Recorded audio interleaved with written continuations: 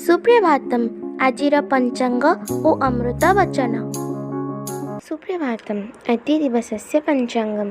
अद्य श्री श्वेतवराह कल्पस्य वैवस्वत मन्वन्तरः द्वितीयपरार्धः उत्तरायणः वसंत ऋतुः फाल्गुनमासस्य पूर्णिमातिथिः भृगुवासरश्च पवित्रदोलपूर्णिमा चुकाब्द पंचविंशत्यधिक एकपञ्चाशत्शतं विक्रम संवत् 81-द्विसहस्रं मार्च मासस्य चतुर्दशी तारिका। अद्य दिवसः सर्वेषां कृते मङ्गलमयं भवतु इति विभुपदारविन्दयोः विनम्रप्रार्थना।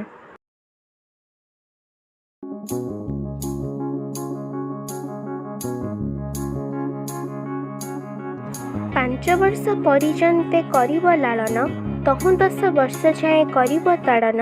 16 बरस पुत्र को जेतेबेले हेब, पुत्रठारे मित्रभाव तहुँ आचरिब।